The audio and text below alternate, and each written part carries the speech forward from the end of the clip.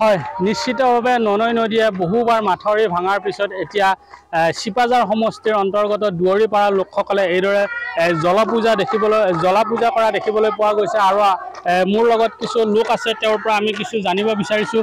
কি ক'ব দাদা আপোনালোকে? নমস্কাৰ জনাইছোঁ আপোনালোকৰ চেনেলত। আমাৰ দুৰ্দশাৰ কথা আপোনালোকে সকলোৱে দেখিছে। আমি যোৱাবাৰ যি আমাৰ প্ৰলয়ংকাৰী বান, আমাৰ 2008 চনৰ পৰা আমাক এই পশ্চিম অঞ্চলটো জনসেৱাৰ পশ্চিম অঞ্চলটো দৰিপাৰা, বামুণপাৰা, চলিয়াপাৰা, নগৰা, চেঙেলীয়া, গোপালপুৰ, লকৰাই এইবিলাক ঠাইৰ মানুহ একেবাৰে আধাৰ বাকী নোহোৱা হৈছে। মই পোনপ্ৰথমতে এটা অনুৰোধ জনাব ওলাইছোঁ আমাৰ চধাৰ চিপাঝাৰ সমষ্টিৰ বিধায়ক পৰমানন্দ ছাৰ আপোনাক মই এটা অনুৰোধ জনাওঁ। আমাৰ দলংখন, জনসেৱাৰ দলংখন ছাৰ অকণমান দীঘল কৰি দিয়ক, আমি অনুৰোধ জনাইছোঁ। আৰু উপায় নাপায় আমি কি কৰিম কি নকৰিম কৰি আজি জল পূজা আইৰ কাষত আমি পুষ্পাঞ্জলি কৰিবলৈ আমি আগবাঢ়িছোঁ। আমাৰ বিকল্প উপায় নাই। এজাক বৰষুণত ঘৰৰ ভিতৰি তলত পানী, ওপৰৰ চোতালখনত শুকান বালি, ঘৰৰ ভিতৰত পানী, আমি কি ক'ম? আপুনি সকলো দিশ চাওক। আমি সবিনয় নিবেদন কৰিছোঁ, শ্ৰীচৰণত ধৰিছোঁ। বিকল্প উপায় আমাৰ নাই, কাৰণ খেতি কৰিবলৈ আমাৰ মাটি নোহোৱা হ'ল, কাৰণ গোটাই বালি বালি বালি। মই এইখিনি ক'লোঁ। নমস্কাৰ। নিশ্চিতভাৱে আমি পৰিৱেশ দেখুৱাই যাম। আৰু এগৰাকী আই মাতৃ আছে, আমি তেওঁলোকৰ লগতো কথা পাতিবৰ কাৰণে চেষ্টা কৰিম।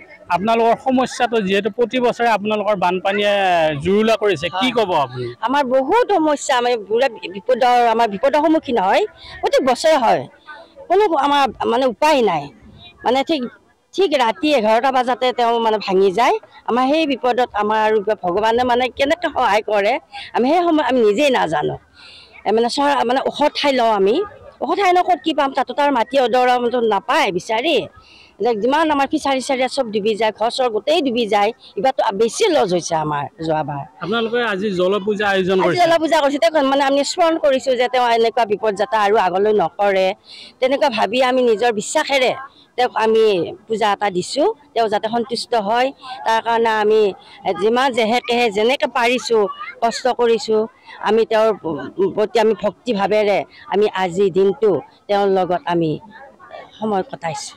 হয়, নিশ্চিতভাৱে মোৰ সহযোগ দেখুৱাবৰ কাৰণে অনুৰোধ জনাইছোঁ। এয়া হৈছে ননৈ নদী, আৰু এই ননৈ নদীৰ পাৰতে এওঁলোকে জলপূজা আয়োজন কৰিছে। আৰু এই জলপূজাৰ জৰিয়তে এওঁলোকে নেদেখাজনৰ ওচৰত প্ৰাৰ্থনা জনাইছে যাতে এওঁলোকে পৰিত্ৰাণ পায়। আৰু কিছু লোক আছে, আমি তেওঁলোকৰ লগতো আমি কথা পাতিবৰ কাৰণে চেষ্টা কৰিম। আপোনালোকৰ এই জলপূজাৰ জৰিয়তে আপোনালোকে কি বিচাৰিছে? হয়, নমস্কাৰ। হয়, নমস্কাৰ। এই জলপূজাৰ পৰা আমি পৰিত্ৰাণ পাব বিচাৰিছোঁ। তাৰমানে প্ৰত্যেকবাৰে আমাৰ পশ্চিম মথাউৰি ভাঙি আমাক বহুত জুৰুলা কৰিছে। আমাৰ মানে অৱস্থা নাইকিয়া হয়। গৰু ছাগলী, হাঁহ পাৰ, বেমাৰ আজাৰ সকলো আমাৰ তাৰমানে বহুত চিন্তনীয়। ল'ৰা ছোৱালী স্কুলত যাব নোৱাৰে। এতিয়াও আমাৰ তাৰমানে বৰষুণ দিলে এই বাট পথ বোকাময়। আমি মানে বহুত মানে কষ্টত আছোঁ। আৰু এইবাৰৰ পৰা যাতে আমাক এই জুৰুলাকৈ নাপায়, সেয়ে আমি ননৈ মাইক এই যোনে যেনেকৈ পাৰিছোঁ সেনেকৈ কাব কৰিছোঁ। আৰু এইখিনিৰ পৰা আমি মুক্তি বিচাৰিছোঁ। আৰু প্ৰতি বছৰে যিহেতু মাথাউৰি ভাঙে, আপোনালোকৰ চৰকাৰক কি অনুৰোধ জনাব? চৰকাৰক অনুৰোধ জনাওঁ যে আমাৰ মথাউৰিবিলাক এই প্ৰত্যেকবাৰতে ভালদৰে আমাক ৰক্ষা পাবৰ কাৰণে, খেতি পথাৰৰ পৰা ৰক্ষা পাবৰ কাৰণে, বানপানীৰ পৰা ৰক্ষা পাবৰ কাৰণে আমি তেওঁলোকে যাতে আমাক গোটেইখিনি সুবিধাখিনি নিয়াৰিকৈ মজবুতকৈ কৰি আমাক প্ৰাণ ৰক্ষা কৰে। কিমানখন গাঁও আপোনালোকে বানত ডুব যায়? বানত ডুব যোৱা আমাৰ তাৰমানে এই অঞ্চলটো গোটেই, তথাপিতো আমাৰ ইয়াতে 27খনমান গাঁও পানীত ডুব যায়। হয়, নিশ্চিতভাৱে এই 27খন গাঁৱৰ যিসকল লোক আছে, মহিলা আছে, তেওঁলোকে এইদৰে জলপূজা আয়োজন কৰিছে। আৰু আমি কিছু আই মাতৃ আছে, আমি কৰিম শেষবাৰৰ বাবে আমি তেওঁৰ লগত কথা পাতিবৰ কাৰণে চেষ্টা কৰিম। কি ক'ব আপোনালোকে চৰকাৰক কি অনুৰোধ জনাব? আমি মানে ননৈ নদীৰ পশ্চিম মথাউৰিটো প্ৰত্যেক বছৰে মথাউৰিটো ছিঙি থাকে।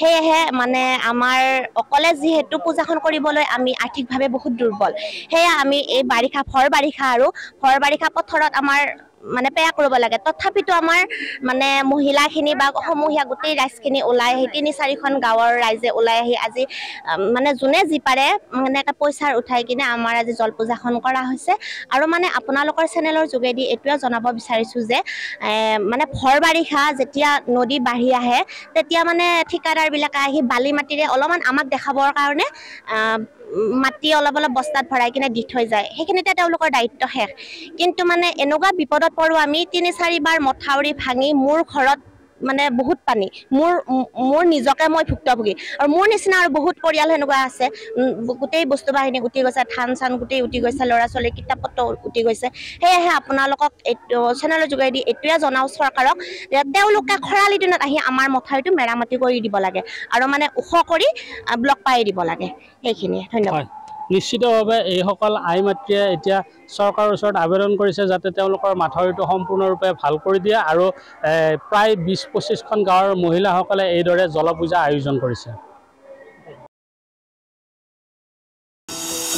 এনিভাৰত 24ৰ প্ৰথম প্ৰয়াস জুবিন গাৰ্গৰ গীতৰ প্ৰতিযোগিতা জুবিনৰ গানে কি আনে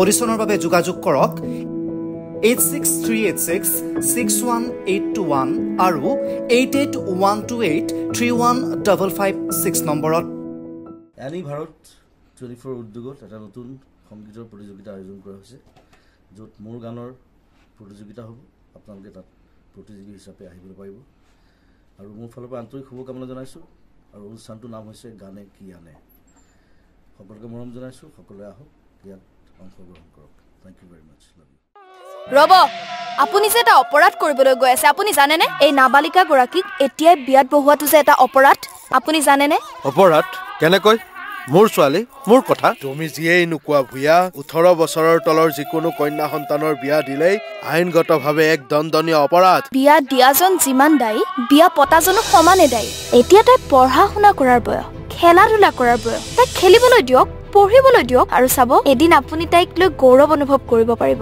এতিয়াই তাইক সংসাৰৰ বোজা দি তাইৰ ভৱিষ্যত জীৱনটো অন্ধকাৰ কৰাৰ অধিকাৰ তোমাৰ জানো আছে মোৰ ভুল হৈ গ'ল মাজনী মোক ক্ষমা কৰিবা শিক্ষা ল'ৰা ছোৱালী উভয়ৰে প্ৰাপ্য আৰু অধিকাৰ আপোনাৰ কন্যা সন্তানক তাইৰ এই প্ৰাপ্যৰ পৰা বঞ্চিত নকৰাব বাল্য বিবাহ ভাৰতীয় আইনৰ দ্বাৰা বিহিত এক দণ্ডনীয় অপৰাধ এনে অপৰাধ কৰি আপোনাৰ কন্যা সন্তানৰ ভৱিষ্যত অন্ধকাৰৰ মাজলৈ ঠেলি নিদিব